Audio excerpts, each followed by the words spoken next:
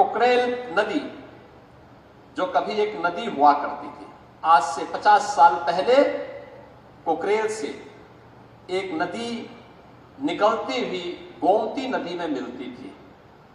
लेकिन 84 के बाद इस पूरी नदी को अपने स्वार्थ के लिए भूमाफियाओं ने पाटना प्रारंभ किया और परिणाम क्या हुआ? जो कभी नदी थी वह फिर नाला बन गया और फिर वह उन बस्तियों के ड्रेनेज को उड़ेलने का एक माध्यम बन गया। उसने एक नदी को तो मारा ही मारा, लेकिन साथ साथ गोमती नदी को भी प्रदूषित करने का काम किया। जिस नदी संस्कृति के ऊपर मानवीय सभ्यता बसी हुई है उसको नष्ट कर दिया गया, समाप्त कर दिया गया। गोमती नदी लखनऊ में आकर के कितनी काली हो गई है, किस प्रकार की स्थिति को पहुंच चुकी है।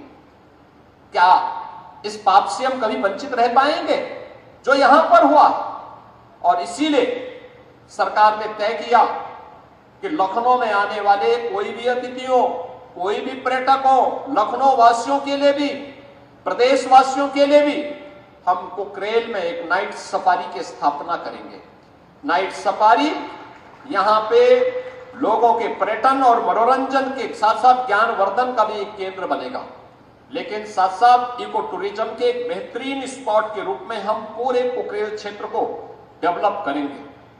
और उसी क्रम में आपने देखा होगा इस क्षेत्र में जो अतिक्रमण था, उस अतिक्रमण को हटा करके जिन लोगों ने यहां पर रजिस्ट्री की थी, उन लोगों को जिनके पास आवास नहीं थे उनको आवास उपलब्ध कराए गए। ऐसे 2100 परिवारों को भी एक एक आवास उपलब्ध करवाने का कार्य एलडीए ने प्रशासन की मदद से यहां पर संपन्न किया, उनको व्यवस्थित पुनर्वास हुआ।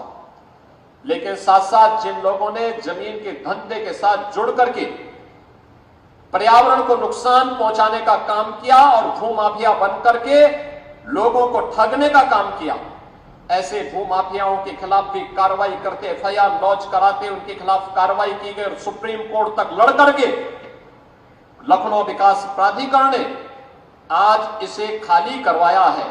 और खाली करवाने के बाद जहां पहले अकबर नगर के नाम पर यहां पे पॉल्यूशन का एक माध्यम बना हुआ था, आज वहां पर भगवान श्री राम के छोटे भाई लक्ष्मण जी के नाम पे सौमित्र वन का आज यहां पर गठन हुआ है।